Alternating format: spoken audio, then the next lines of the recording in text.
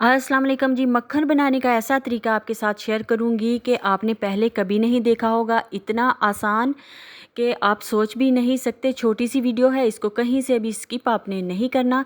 सिर्फ 1 मिनट में मक्खन बनाने का ये तरीका है। मलाई को आपने रूम टेम्परेचर पे कर लेना है, फ्रीज़र से निकाल के। विस्क और मदानी और ब्लेंडर जग की हमें कोई ज़रूरत नहीं। इन सब को हम करेंगे साइड पे, क्योंकि जो मक्खन बनाने वाली हूँ आज मैं, वो सिर्फ 1 चम्मच की मदद से बनाऊंगी। तो इसके लिए हमें 1 टेबलस्पून की ज़रूरत होगी सादा पानी की और बर्फ़ की।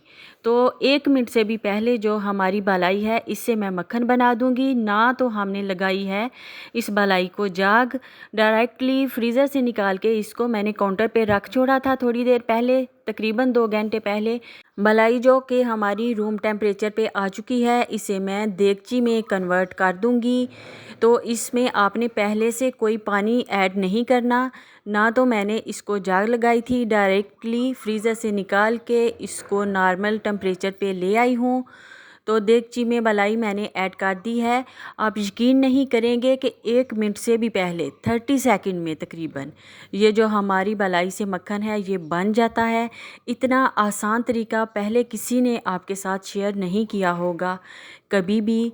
तो आपने इसमें चम्मच जो है तेज़ तेज़ चलाना है, बस यही करना है। तो 1 मिनट से भी पहले जो हमारा मक्खन है वो तैयार हो जाता है। ना तो आप जाग लगाएं और ना ही आपको ब्लेंडर जग गंदा करने की ज़रूरत है। तो बहुत ही फटाफट मैजिकल तरीका है मक्खन बनाने का। आप एक दफ़ा बनाएंगे तो बार बार बनाएंगे, मुझे बहुत सारी दुआएं देंगे। तो आपने एक दफ़ा लाजमी इसको ट्राई करना है इस तरीके को। तो 1 मिनट से भी पहले जो हमारा मक्खन है वो बन चुका है। मक्खन बनाते हुए मैंने कैमरा बंद बिल्कुल नहीं किया था।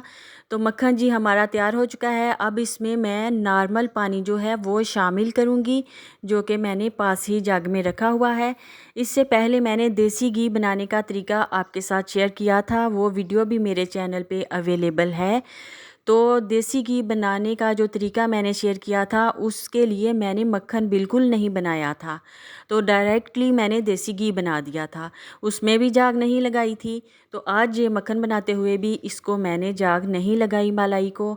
तो सिंपल मलाई को मैंने चम्मच की मदद से थोड़ा सा बीट किया, तकरीबन 30 सेकंड 35 सेकंड, और मक्खन जो है रेडी हो गया था। और बाद में इसमें नॉर्मल पानी जो है वो मैंने ऐड कर दिया। नॉर्मल पानी डालने के बाद अब इसमें मैं बर्फ़ ऐड करूँगी, क्योंकि गर्मियाँ हैं और ये रेसिपी जो है गर्मियों में बहुत ज़्यादा कारआमद साबित होती है। गर्मियों में फटाफट मक्खन बनाने का ये बहुत ही आसान तरीका है।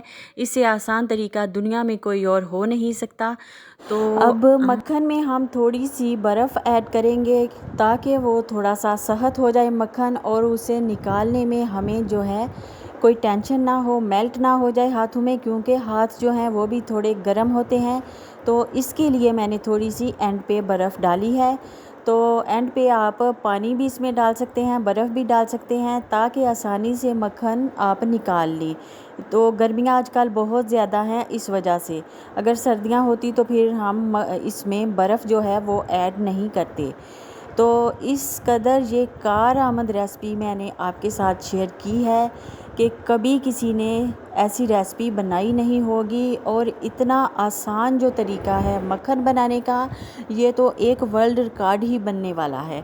बेशक मैंने ये वीडियो बहुत मेहनत से बनाई है, व्यूज़ भी चाहिए मुझे, सब्सक्राइबर भी चाहिए, लेकिन मैंने झूठ नहीं बोला और झूठ वाली कोई बात भी आपके साथ शेयर नहीं की, क्योंकि मैं YouTube से पैसे कमाना चाहती हूँ और मैं झूठ बोल के ये काम बिल्कुल नहीं करना चाहती। अगर झूठ बोलूँगी तो आप लोग अनसब्सक्राइब कर देना। एक बार आपने लाजमी ट्राई करना है। तो माशाल्लाह जी मक्खन जो है वो हमारा ज़बरदस्त सा रेडी हो चुका है। थोड़ा सख्त हो गया है, बर्फ़ मैंने इसमें ऐड की। तो आप देख सकते हैं बहुत ही खूबसूरत मक्खन जो है वो तैयार है। मक्खन का पेड़ा जो है गोल गोल वो मैंने बना लिया है। अब इसको निकाल लेते हैं। तो इतना आसान मक्खन बनाना दुनिया में पहली बार हुआ, और आप लोगों ने अब से इस वाली रेसिपी को ट्राई करना है। कोई टाइम वेस्ट नहीं करना, कोई ब्लेंडर जग गंदा नहीं करना, ना ही गर्म पानी डालना है, ठंडा पानी डालना है। मदानी चला चला के आपके बाजू थक जाते थे। तो अब से आपने ये वाली रेसिपी ट्राई करनी है। देखिए माशाल्लाह ज़बरदस्त सा मक्खन, रोटी पे लगाइए, स्लाइस पे लगाइए और बच्चों को खिलाइए। अल्लाह हाफिज़।